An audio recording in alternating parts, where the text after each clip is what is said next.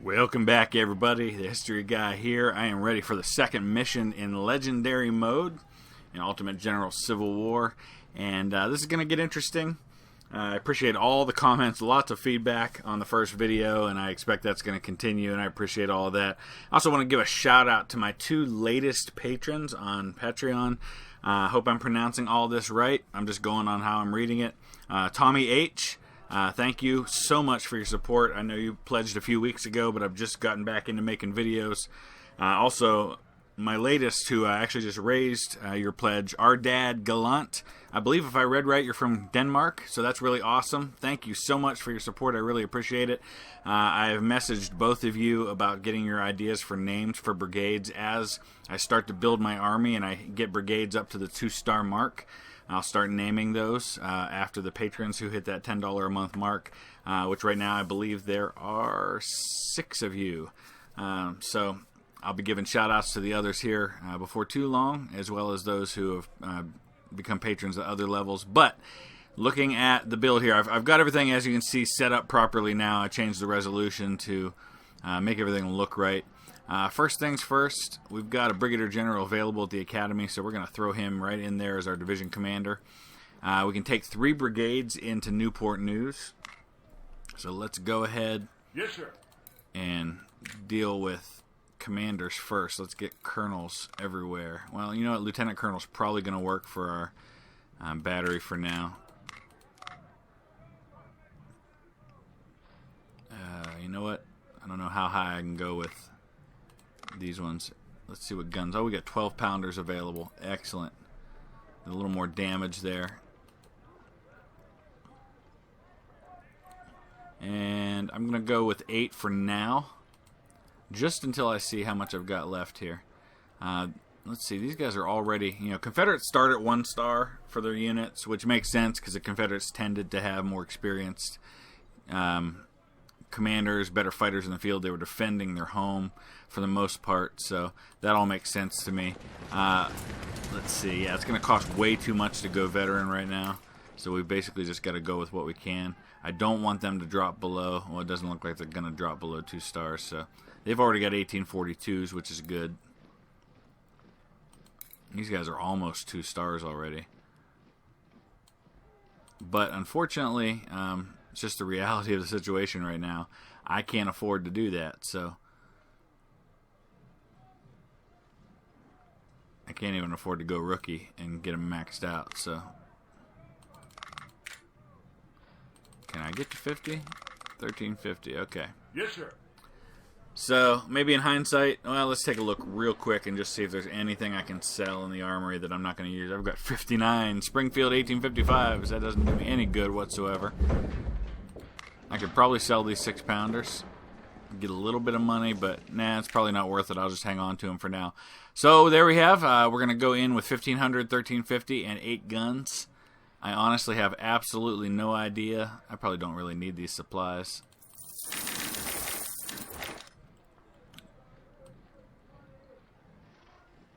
There we go. That'll get me up to 1500. Alright, so I honestly have no idea what the enemy's going to have in this fight, just because I don't have enough reconnaissance yet to be able to see that information.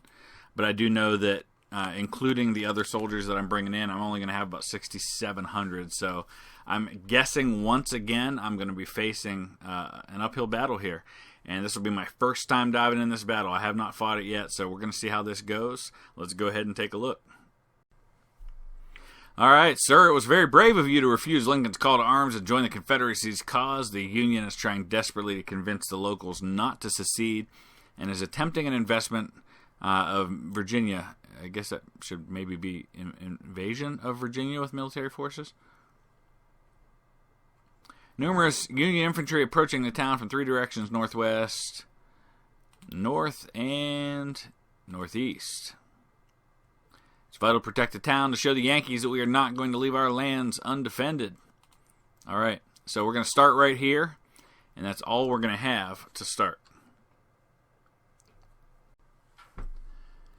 So I'm actually going to I think I'm going to pull everybody back right from the beginning here, just because I don't really know what I'm going to be facing. And that makes me a little nervous. So I'm just going to pull everybody back into the town. Here comes my little bit of help from cavalry. Yeah, they're going to have 1,500 in each brigade. Alright, we're going to probably need to break off some skirmishers just so I can extend my line and give myself some more options.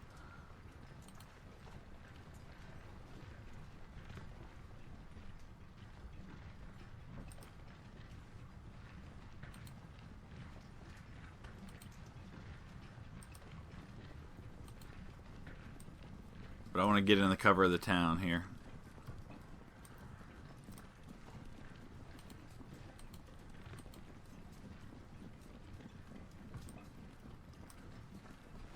Get Stewart down here, and then we're just gonna have to wait it out. This first phase here. Once that timer runs out, I'll get some reinforcements from some local militia that'll come up over here on this side. Gonna be getting attacked from everywhere, though.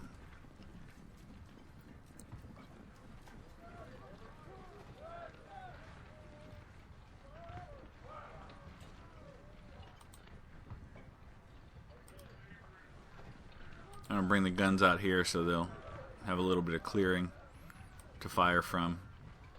Looks like Bernie's going to wait, so that's good.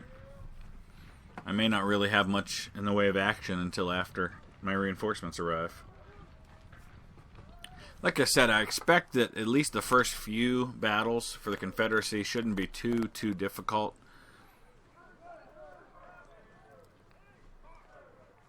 Even with the massive forces I'm sure I'm going to face. Alright, so pretty quiet here so far. 20 minutes to go till phase 2. And just looking here, basically you just have to hold the town, lose less than 50% of your army for a win. A draw means I have to inflict at least 15% more casualties than the enemy. But again, here, I'm not expecting to have to fight for a draw. One of the things that's going to determine whether or not I risk my army for a win versus settling for a draw kind of hinges on what the risk versus reward is. Some of the battles you take big hits to prestige and stuff by taking a draw versus a win. Other battles, it's not a whole lot of difference, and honestly, it's just you'd rather keep your army intact. So we'll have to start taking a look at that. Here he comes, and here come my reinforcements.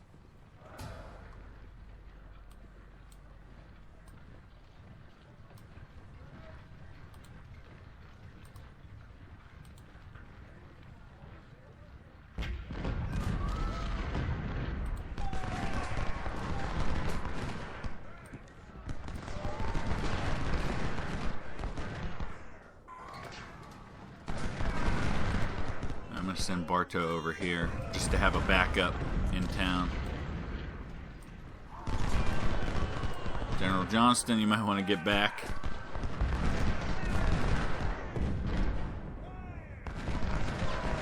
I know at some point there's going to be another unit coming from over here. Let's get some guns over here.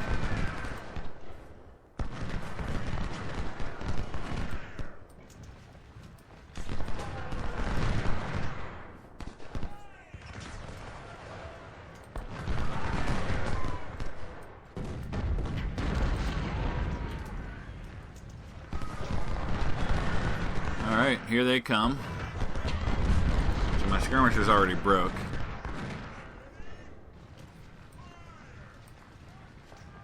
I want these guys facing over there.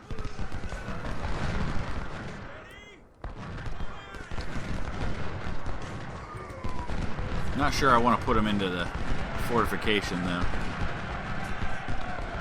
Although, especially if he's going to hit me with a melee attack, it makes sense because I get a bonus to melee. Look at how many men he's coming at me with.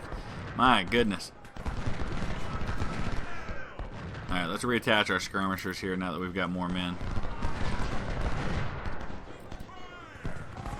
Once I weaken these guys, I can hopefully turn up here on his flank.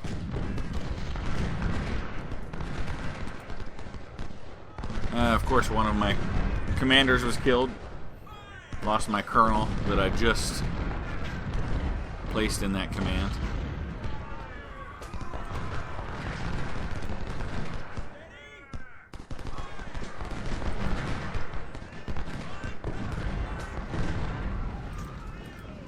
Let's get these guys moved up a little bit here. Alright, we routed Wilcox, but this is my concern over here, especially since he's coming at me. Run! Alright, you guys, Imboden's got... Yeah, I'm going to lose that battery.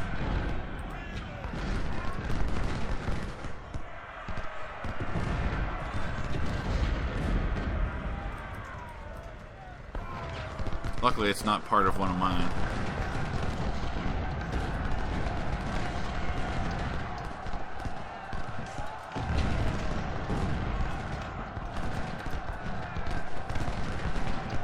Let's just pause for a second. I just want to, since I have no idea what information, like what are the total numbers I'm facing, I have a fairly good idea.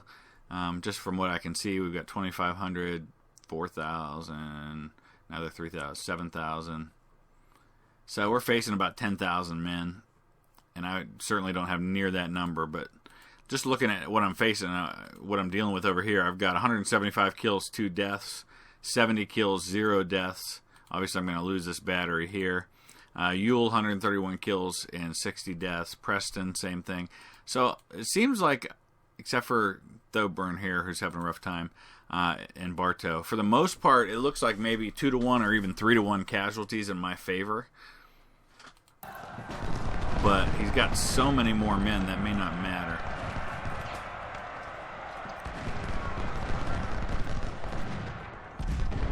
Yeah, and Thoburn just fell back. I have to drive Wilcox off so I can get some help. He lost his commander. That's the main issue there.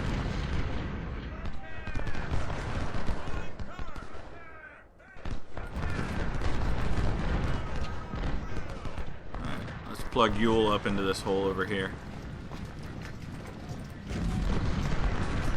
Wilcox breaks, but he really doesn't. I mean, he says routing, but then he just backs up for a minute and then stops right where he is. I gotta back Bartow up. He's getting pummeled. Supplies are coming. That's great.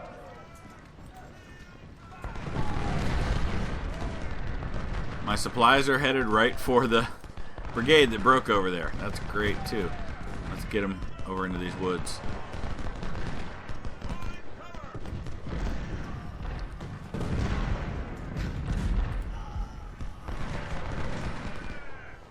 I wish I could just drive these guys off permanently so I can come around on the flank, but that doesn't seem to be happening.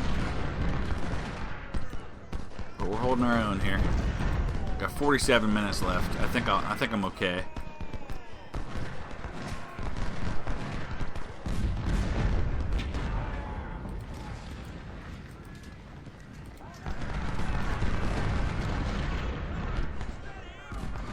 Keep an eye on these guys. Looks like they're marching away.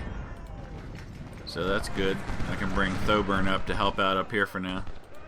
I'm going to hide the supplies in the woods, really, just kind of camp out there with them.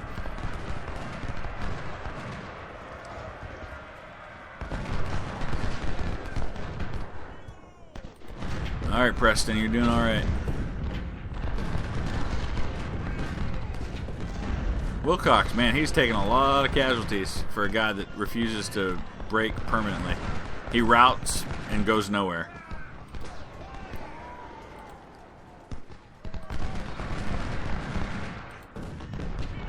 Trying to protect these guns by not bringing them up too close, but I think maybe we can probably do that now. Especially since they're not mine. I gotta keep one eye out for this brigade that's out here somewhere. Make sure he doesn't sneak up and hit Thoburn in the flank.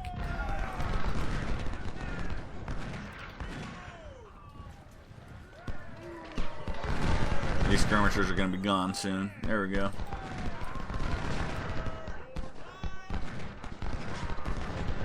Maybe I'll plug Stewart over here just so I can keep an eye out.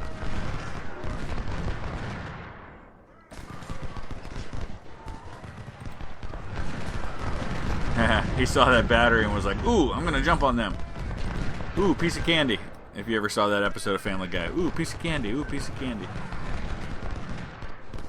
Wilcox is going to be toast here in a minute. It's too bad I'm going to destroy him so late in the battle, because I could really do some damage here by bringing over this flank, but I think this is working all right.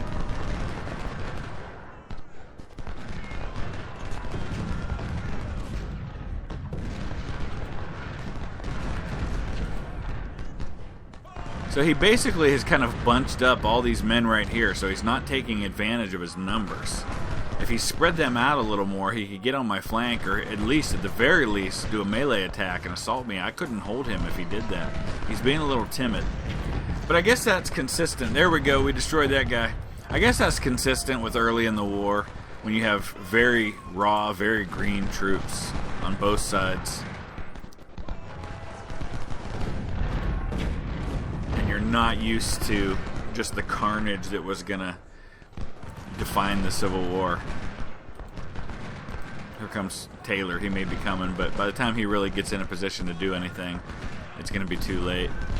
I'll just, as soon as I see him coming, I'll fold Thoburn back to cover that flank. Look at all the dead boys in blue right there. My goodness.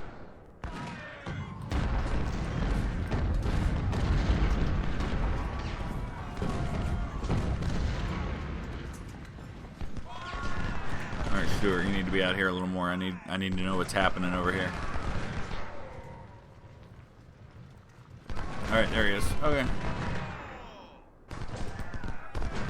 I'm going to go ahead and drop Thoburn back, just out of an abundance of caution at this late stage in the game.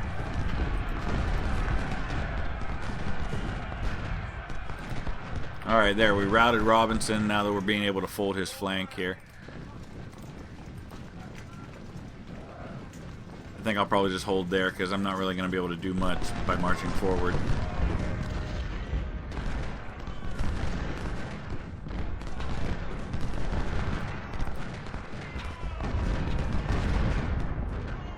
Alright, we'll fast forward this one along. I'll go ahead and get through this battle, and then we'll get the army set up for first Bull Run.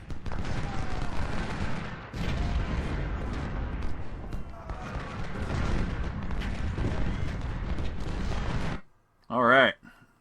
So, yeah, he actually had me 2-1, 11,000 to 5,400, but look at those casualties, only 920 for me. Seems like staying back in the town was the way to go there.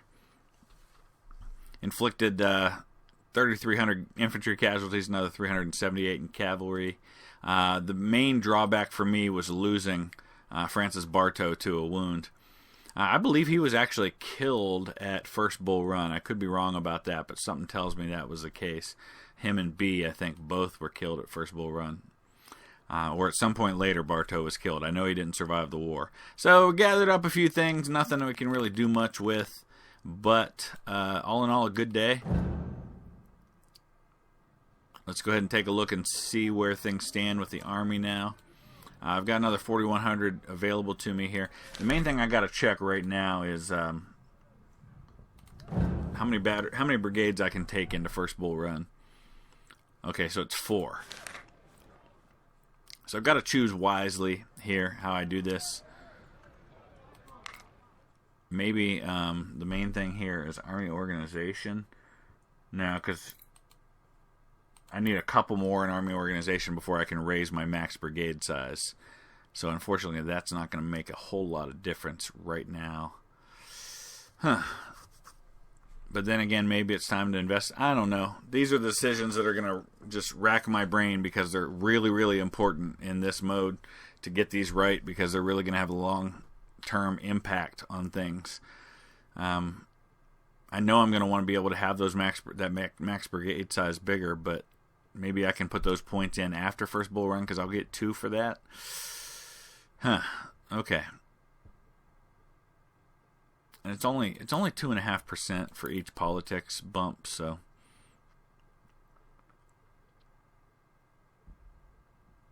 yeah. You know what? Honestly, I know reconnaissance doesn't necessarily help me, but I like to know what I'm up against. So I would prefer to know that information than not know it. So let's go back again and look at the starting army size for First Bull Run now. So he's going to have 28,000. And obviously I am not going to have that many, but I don't need that many. I'm on the defensive.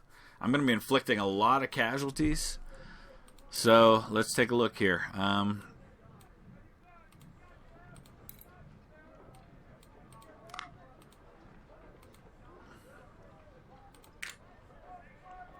have to create a new division because I can't even get more than 3 brigades. So maybe that's why I want to have that extra career point in there. But oh well, too late for that now.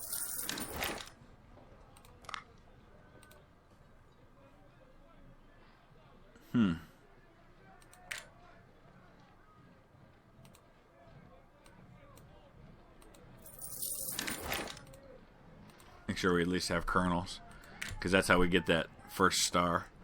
Alright, now we've got to make some decisions about what we do with these things here. Morale and efficiency, stamina, efficiency, and speed. I think I'll take the morale right now. Okay. Don't have enough Springfield 1842s, darn it. Okay. I don't think I can really afford something else.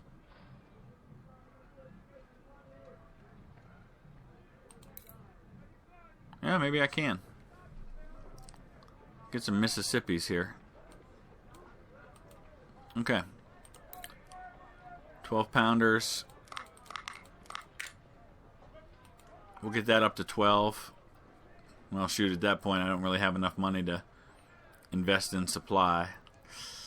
I'm counting on the fact I'll have supplies from the other troops on the field, so hopefully that will be enough for me. So there you have it. That's what we're going to go into first bull run with, which I will do tomorrow. And it looks like it's going to be 28,815 with 71 guns up against 25. I feel okay about that. I feel like 25,000, that close in terms of the numbers, that should be enough for me to be able to handle that battle. But we'll see when it comes to it. As always, I welcome your comments, your questions, your observations, any and all input you might have, whether about the battle I just fought or the one yet to come, in terms of tips or ideas you think I should take in terms of strategy. Thanks, as always, for all your great support. I've really just been so pleased and thankful, and I've really enjoyed not only making these videos, but being able to talk with all of you and get to know new people from all over, not just America, but all over the world, in fact. So thanks for that. If you'd hit that thumbs up, I'd greatly appreciate it, and we will see you again very soon. Thanks for watching.